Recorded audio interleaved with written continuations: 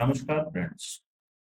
Today we'll discuss about Yoga Sutras of Patanjali, the science of inner transformation, a comprehensive study in yogic philosophy and practice. This is based on the teachings of Patanjali. But this time I bring the commentary by Osho on Yoga Sutras of Patanjali. Basically, Osho has given commentary on Yoga Sutras in 10 volumes. That is called the Alpha and Omega. So, in the whole series of the Yoga Sutras of Patanjali, commentary by Osho, I'll try to explain all the concepts, all the hidden concepts that is actually being introduced by uh, Osho on Patanjali Yoga Sutras. So before starting that, I'll just try to tell you, the brief introduction of Osho. Osho was an Indian mystic, philosopher, and one of the most widely read spiritual voices of the modern age, whose discourses have been translated into over 60 languages across 600 volumes. Unlike traditional scholars who commented on Patanjali from the outside, Osho spoke from direct inner experience, not interpreting the Yoga Sutras but illuminating them. He is the rare teacher who could make a 2000-year-old science feel urgent, alive, and immediately relevant to your life right now. So once, you know, Osho said Patanjali is like an Einstein in the world of Buddhas. He is a phenomenon. He had the same attitude, the same approach of a rigorous scientific mind. He is not a poet. He is not a moralist. He is basically a scientist thinking in terms of laws. So now let us begin. The sutras are basically 196 aphorism, and every single word has chosen with surgical precision. Today we will enter the first four, the foundational sutras that contain the entire science of yoga in embryo. Let us begin.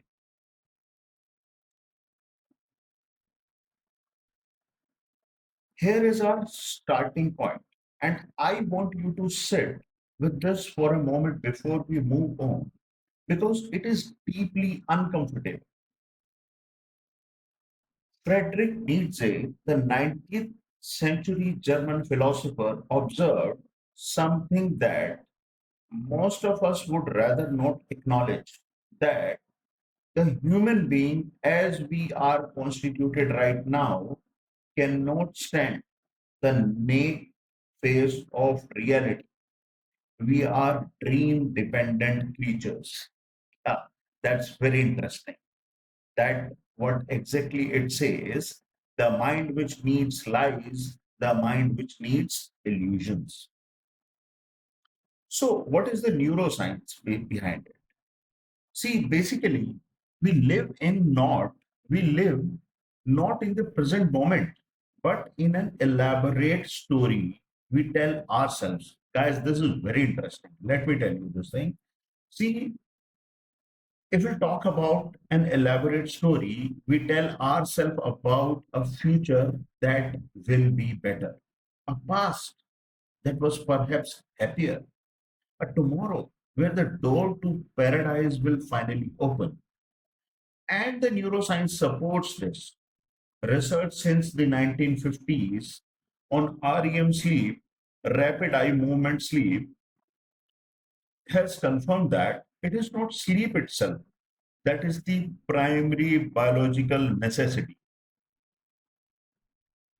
It is dreaming. Deprive someone of their dream states while allowing non REM sleep. And by morning, they are exhausted, confused, emotionally dysregulated. See, the mind feeds on fantasy, and this is true not merely at night, the very same pattern operates in our waking hours. We are perpetually not here. See, that's very interesting. So, what's the waking dream? During the day, observe yourself in any meeting, in any conversation. There is a current running beneath the surface, planning, rehearsing, imagining, worrying. The background process never stops. Patanjali says this is where yoga begins with a clear eye diagnosis of human predicament,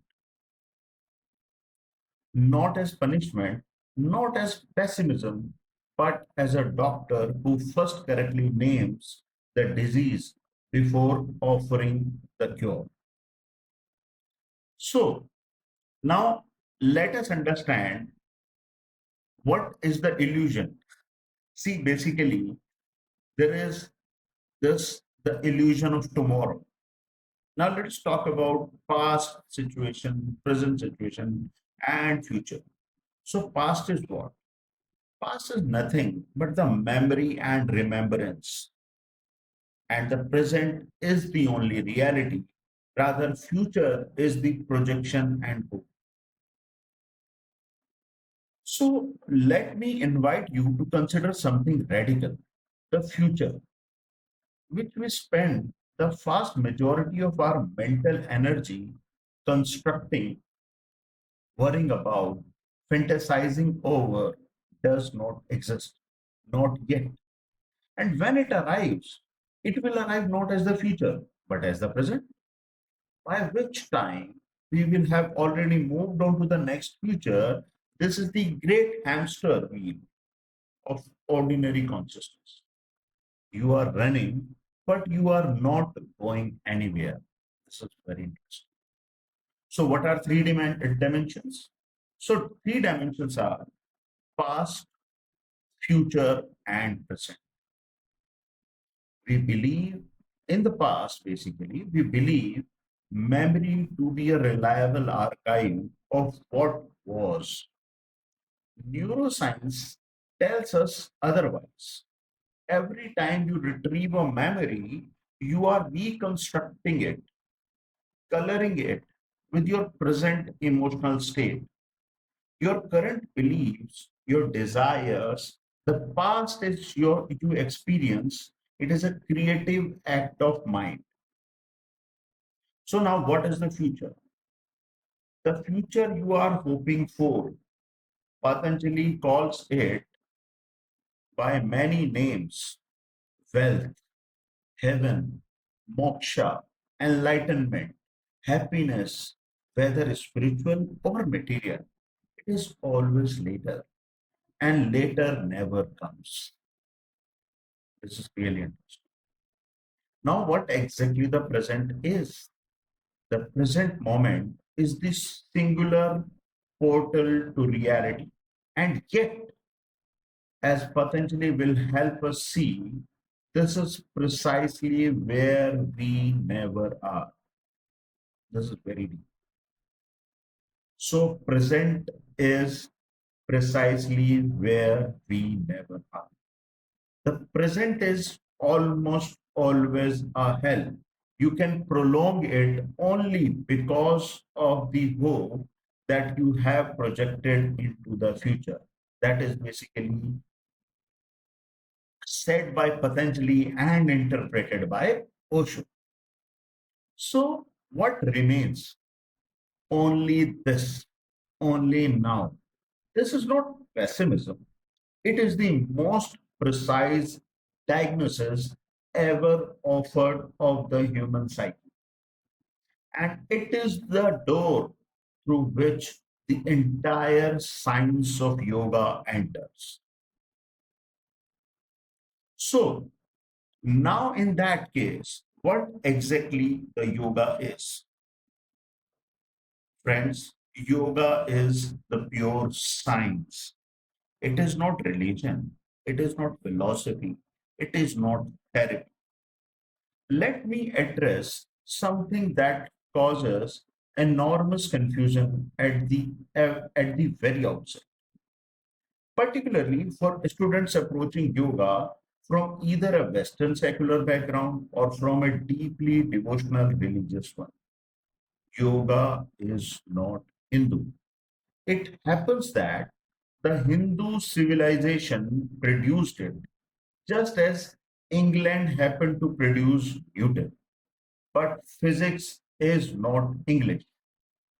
This is very interesting. The laws of motion operate the same whether you are a Buddhist, a Christian, an atheist, or an agnostic. So, yoga is not at all a religion. Religion requires belief. A Muslim believes, a Hindu believes. Yoga requires only experience, an inside experiment.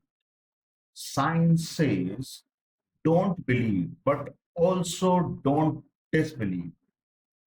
Observe. Yoga says the same. Turn inward. So, again, yoga is not philosophy.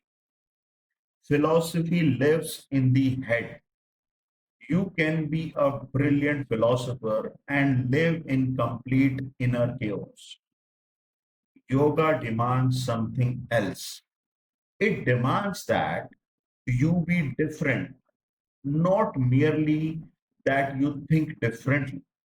It is that it is a death and a new birth.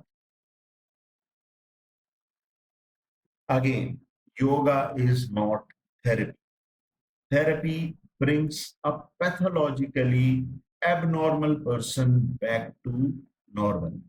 But Patanjali's great insight is that normal human consciousness is itself a kind of illness, a deep sleep from which we have not yet awakened. Yoga is just like mathematics. 2 plus 2 is 4. Do it and the result will happen. Bound to happen. Not belief needed. So that is what exactly the Patanjali's scientific approach on yoga. So yoga is not something you do. It is something you recognize, something you already are when the noise of trying to be something else has quieted enough for the recognition to arise. That is said by Osho. So, what does this mean? This means that a Muslim can be a yogi, a Christian can be a yogi, even an atheist can be a yogi. The only prerequisite is the willingness to make the inner experiment. So, the key takeaway from here is that the willingness to make the inner experiment, to look inward with the same honest, unprejudiced attention that a scientist brings to a laboratory.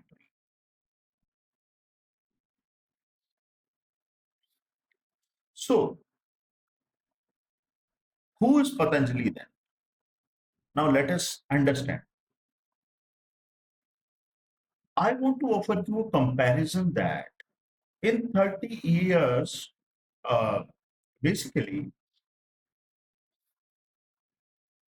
you know, imagine you could gather in one room Buddha, Jesus, Krishna, Mahavira, and Patanjali. All five have attained the same ultimate state, the state of enlightenment, of Samadhi, of what Christians might call unity with God. All five have entered the same inner territory. But watch what happens when they try to report back to the rest of us. So now let us see what exactly our five teachers says. Buddha. Buddha becomes a poet of compassion. He speaks with overflowing love that makes people weep. His words are oceanic, vast, and luminous, but not systematic. Now let's talk about Jesus. Jesus speaks in parables. The kingdom of God is like a mustard seed.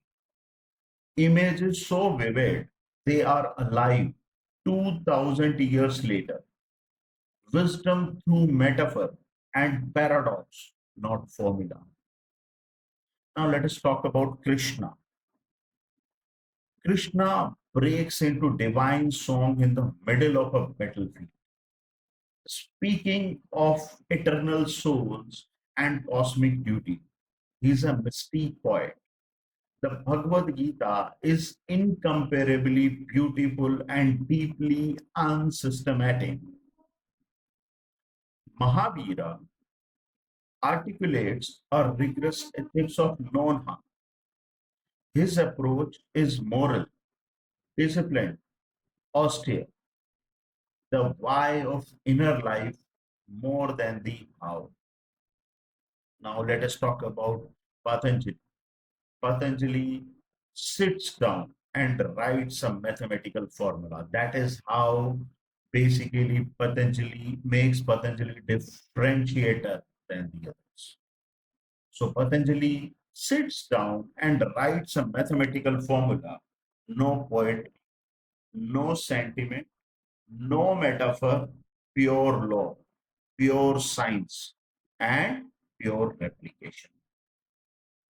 So Patanjali is like an Einstein in the world of Buddhas. He is a phenomenon who could have easily won a Nobel Prize in the science of consciousness. Now let us, discuss about the first aphorism. What is this? This is nothing but the Atha Yoganushasanam. Atha Yoganushasanam. Now the discipline of yoga. This is very important. Here is the very first word Patanjali uses, that is called Atha. Atha means now. In Sanskrit, Atha is not merely a word marking time, it is a word charged with sacred significance. It indicates readiness, ripeness, the moment when a turning becomes possible. Classical Sanskrit commentators point out that every major philosophical text begins with Atha precisely because the author is addressing students who have reached a certain level of inner maturity. So, what exactly the noun means? Patanjali is describing a very specific psychological state, one you may have touched in your own life. Perhaps it came after a great loss, a failure, a disillusionment. Perhaps it came in the quiet of a night when everything you had been working towards suddenly seemed utterly hollow. There is a name for this state in the existential traditional Kierkegaard called in anguish. Sartre called in nausea. Buddha called it dukkha, not merely suffering, but the deeper recognition that the very structure of ordinary consciousness produces suffering inevitably, necessarily. So, There are basically five conditions of now. What are these? Number one, you have seen through the futility of all desires, not this desire or that desire, but desires as a structure. Now, the second is every direction has gone dark, all roads have disappeared. There is nowhere to go that seems worth going. The third, hope itself, not just particular hopes, has collapsed. You are no longer hoping that the next relationship, the next achievement, the next spiritual practice will finally deliver you. You are, the next is basically, you are in what Kierkegaard calls anguish, not dramatic despair, but a quiet, profound recognition of the meaninglessness of the ordinary game. Now, the fifth one, the threshold. This is the moment Patanjali calls now. This now is really important because the whole Patanjali Yoga Sutras are starting from this now, this Atha. This is very interesting.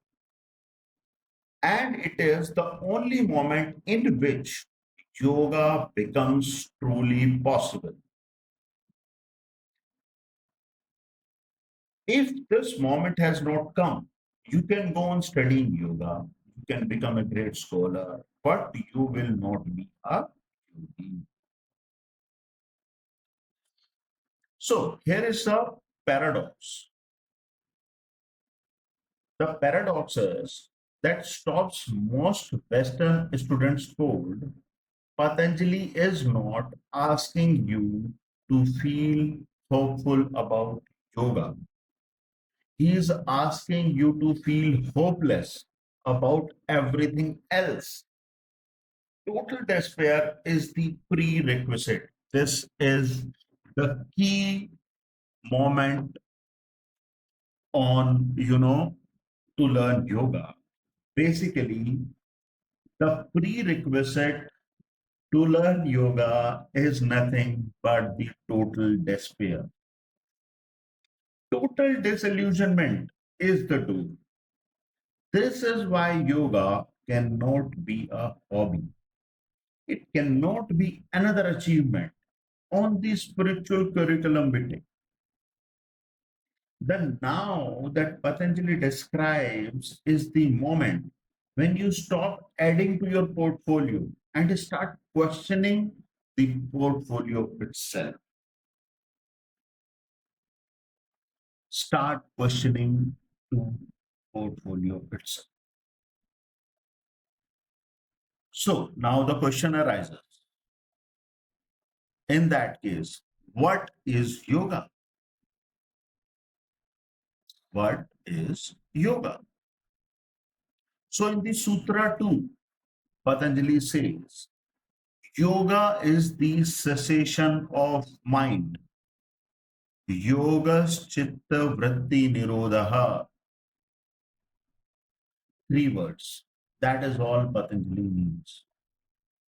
Three Sanskrit words that contain an entire science of consciousness. That is Chitta Vritti Nirodha. That is how basically Patanjali is describing yoga. It is the combination of three words. Chitta Vritti Nirodha. So what exactly the Chitta is?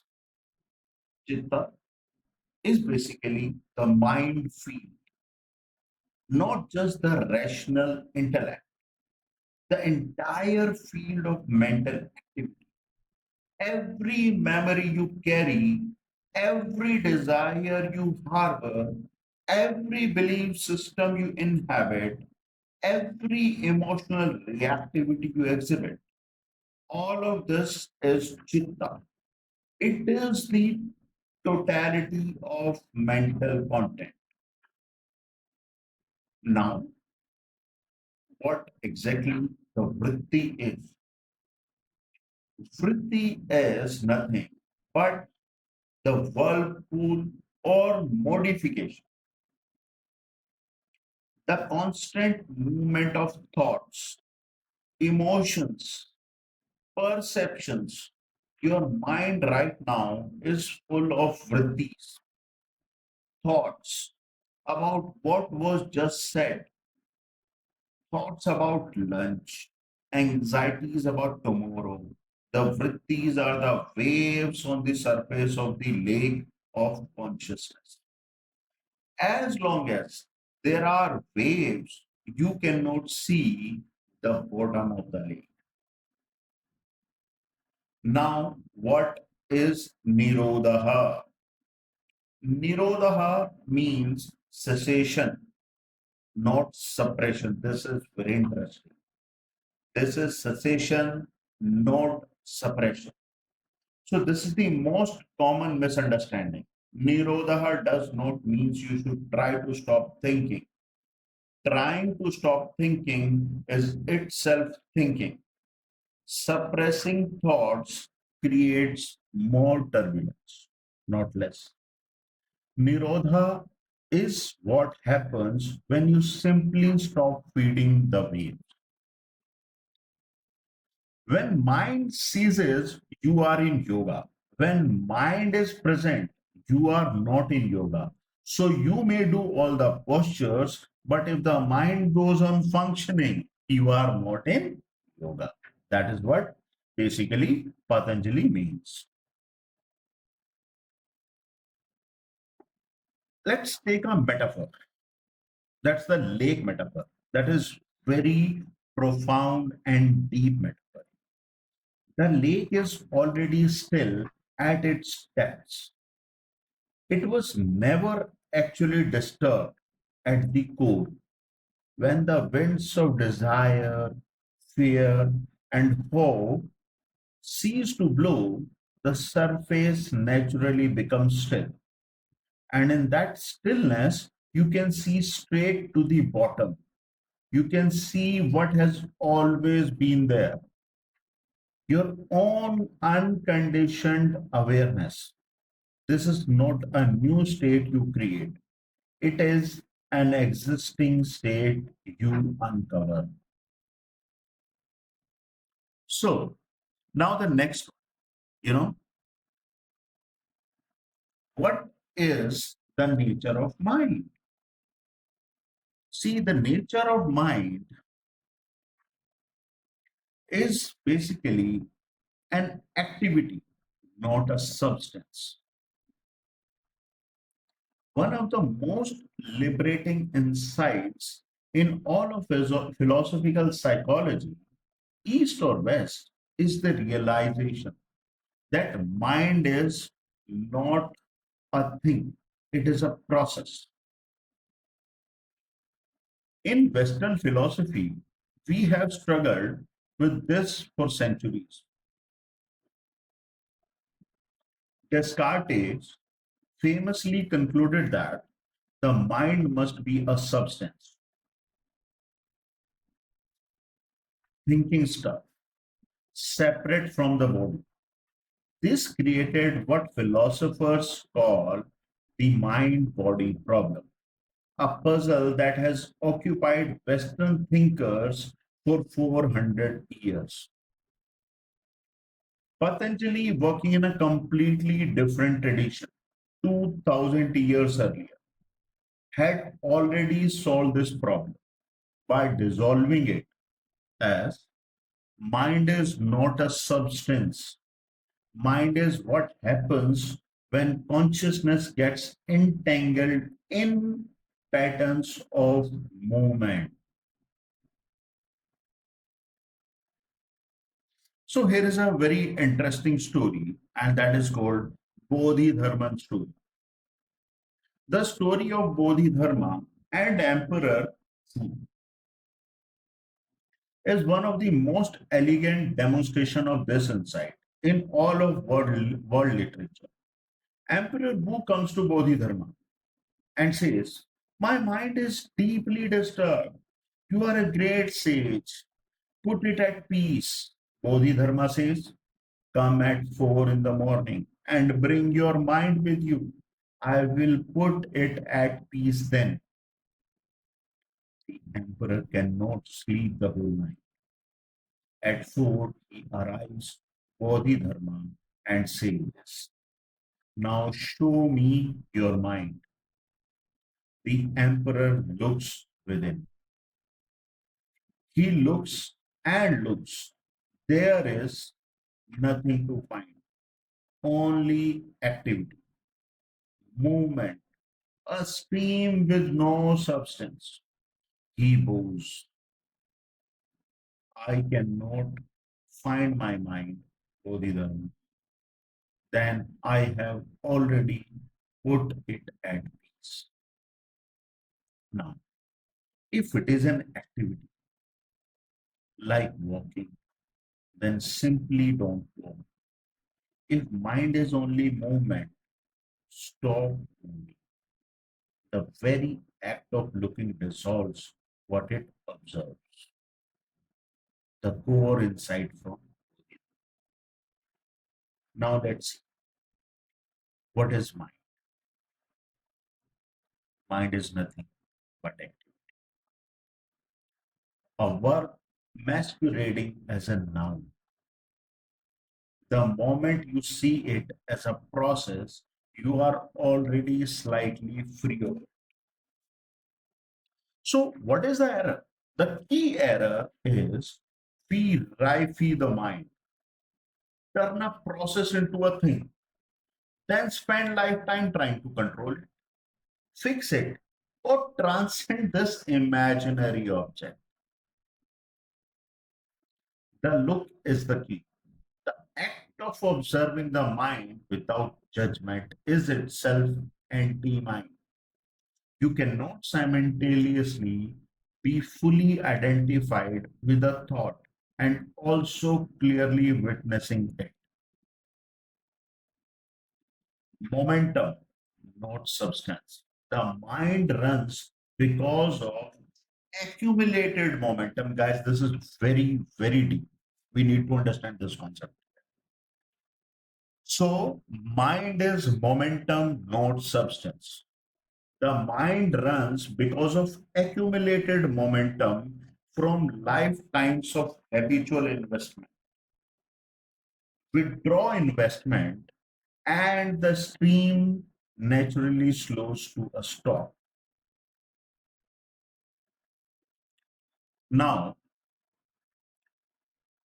comes the next sutra. See, all of these sutras are basically explaining the next one. Now, when we have understood that yoga is Chitta Vritti Nirodha, now the third sutra says Tada Drashtum Swarupe Vasthanam. Tada Drashtum Swarupe Vasthanam. Then the witness is established in itself.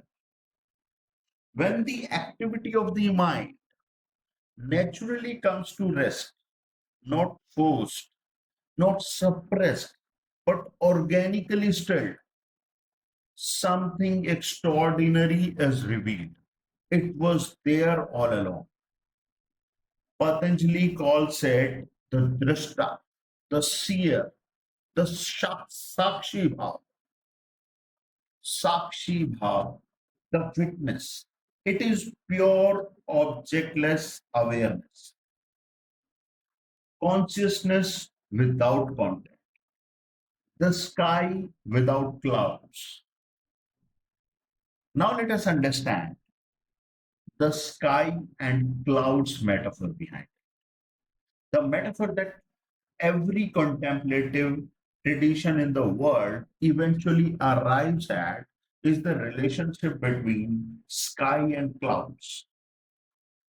Ordinary consciousness is like a person who has completely forgotten about the sky. They see only clouds, beautiful clouds, terrifying clouds, dramatic clouds.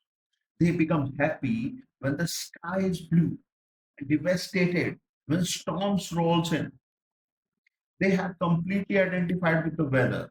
Their witness state is the recognition that you are not the cloud, you are not the weather, you are the sky itself, the infinite, unchanging space in which all weather appears, moves, and dissolves. Basically, you were never actually touched. The clouds may have been dark, but the sky was always unaffected. So you are the sky. Across traditions. In Sanskrit philosophy, this is called, see, basically this is available in across the traditions. Let's talk about it deep. In Sanskrit philosophy, this is called Purusha, the pure consciousness, as distinguished from Prakriti, which is nature, the world of change, the field of mind and matter. Yoga is the process of disentangling Purusha from its apparent identification with Prakriti. What exactly the Buddha said? Buddha said, not I, not mine. The witness recognizes that no phenomenon belongs to it. Jesus said, the kingdom of heaven is within you, not in the future, not in the another realm, within now. And you know what exactly Upanishad says? Tat tvam asi, that thou art. You are the infinite, not the finite. All pointing to the same discovery. You are not the thought. You are that which observes the thought. This is very interesting. You are not the thought, but you are that which observes the thought. And that observer, that drust is basically the drashta, the seer, the witness, which cannot be touched, cannot be wounded, cannot be lost. So now, what is the next verse says? This is again very interesting. What it says, Vritti Sarupyamitara, Vritti Sarupya Mitaratra. In the other states, there is identification with the modification of mind.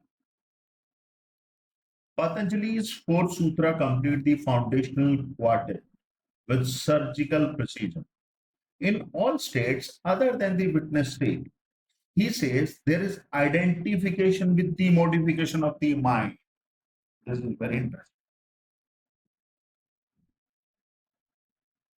Let me make this concrete because this is not abstract philosophy. This is the mechanism of every moment of human suffering.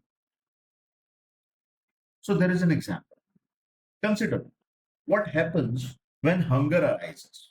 There is a signal from the body, a contraction in the stomach, a drop in the blood sugar, a cascade of hormones. This information reaches the brain and a thought forms, hunger. There's an alarm that is called hunger. Now watch what happens next. Ordinary conscious, that is samsara. What says? I am hungry. The entire weight of your identity floods into this one sensation. You becomes the hunger. You are consumed by it. But now let's talk about the witnessing state. That is also called nirvana here. The body reports hunger. The stomach needs food. I am the observer of this. This is very deep. We need to understand this difference between the being and the observer. The stomach needs food, body reports to hunger. I am the observer of this. They are not the hunger. They are the one who notices the hunger. So they are nothing but the witness. So, what is the distinction between the identification and liberation? This might sound trivially different. It is not. Apply this principle to grief. I am devastated versus there is a devastation arising. To anger. I am furious versus fury is moving through the system. To fear. I am terrified versus terror is present. The shift is not from feeling to non feeling. The witness feels everything perhaps more acutely because there is no defense, no suppression, no avoidance, but there is no suffering because suffering requires identification. Suffering says, I am this. Witnessing says, this has arisen.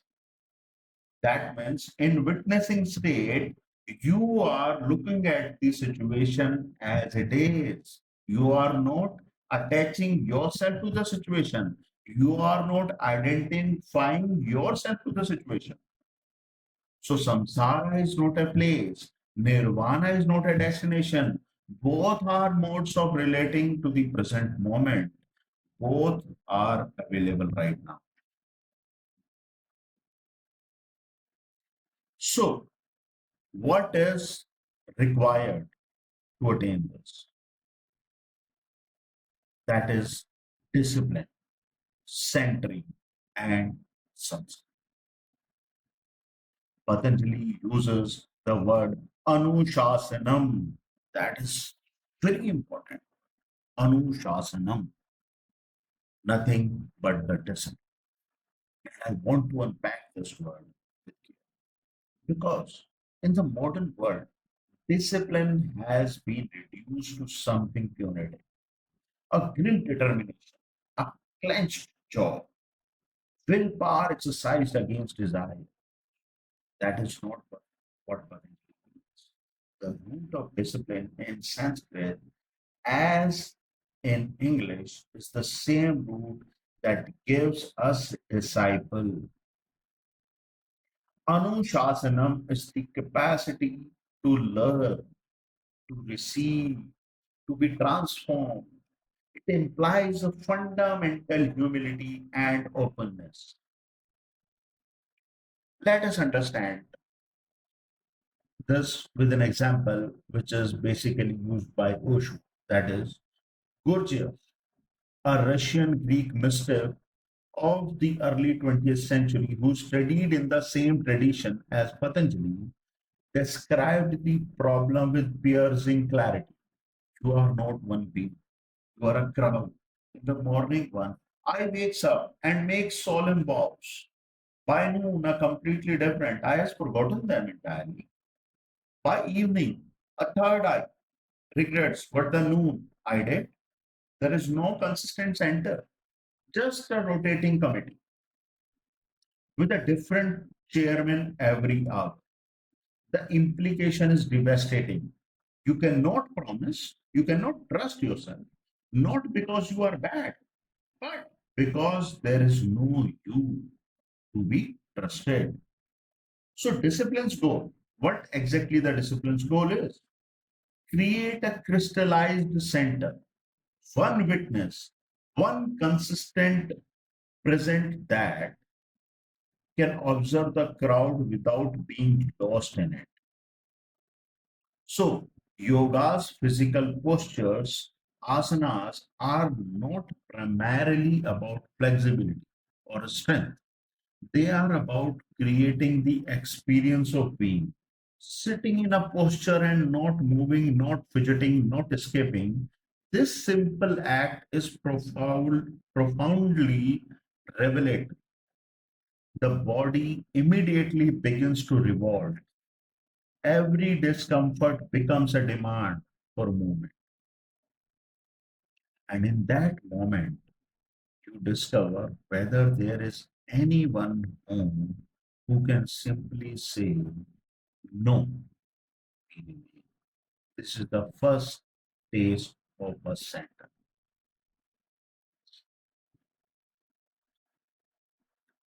Now let's talk about satsang. Satsang is being in the proximity to one who has already arrived. The word means in the company of truth. Sat plus sang. Sat means truth, sang means company. So be in the company of the truth. In that proximity, something transmits that cannot be put into words. The master is not teaching, he is radiating. If you are open, his being enters your emptiness. A disciple is not a student who accumulates information. A disciple is one who has become a worm, receptive, humble, empty, so that the master's being can enter and transform. So, what exactly the complete framework is? Now, let us revise all the four sutras. So, number one says Atha Yoganushasanam, now the discipline of yoga. The second says yoga, it is basically defining yoga. Yoga is the cessation of mind. The third one says, then the witness is established. Once yoga will make your mind separated from it identification, then only you can be identified as a witness. Then that what exactly the third sutra says, then the witness is established. Tada drastu swarupe avasthanam. Then the fourth is what says vritti sarupe tatra, otherwise identification with modification. If this has not happened, then your identification will remain with the modification. So now let us take a moment to see the four sutras as a single, integrated statement, not four separate teachings, but one continuous movement of consciousness. So Sutra 1 says, Atha, this is the prerequisite something must have happened in you that makes you truly ready, not curious, not intellectual, but genuinely ready. The now is the state of someone who has stopped running. Second sutra says, Chitta Vritti Nirodha. This is the definition, the goal. We are not acquiring a new belief, philosophy, or religion. We are learning to let the storm pass, to stop feeding the waves, so that the lake may reveal its own depth. The third, Tadadrastu. This is the fruit. When the mind storm passes, what remains is not nothing. What remains is everything. Pure awareness, the witness, the one who was always watching, but was obscured by the very noise of watching. Fourth is Vritti Sarupyam. This is the diagnosis of our ordinary condition, not in the witnessing state. Then we are identified. We are suffering not because life is cruel, but because we have forgotten what we. So these four sutras are the most precise map of the human inner journey ever written. In your own practice, whether formal meditation or simply pausing to ask, who is witnessing this thought? These four sutras are your compass. Now, let's talk about what is need to be achieved. What is that sort of state of mind need to be achieved? That is a state of no mind. That is the a state of no mind. Everything I've said today, everything Patanjali wrote, everything the great teachers across tradition have been pointing at for millennia can be verified by you right now without any without any ceremony, without any belief whatsoever. Just for a moment, only a moment, stop pursuing the next thought. Don't try to stop. Simply notice who is aware of the thought. Don't answer with another thought. Just look. Remain in the looking. For most people, there is a gap, a small gap, perhaps just a fraction of a second.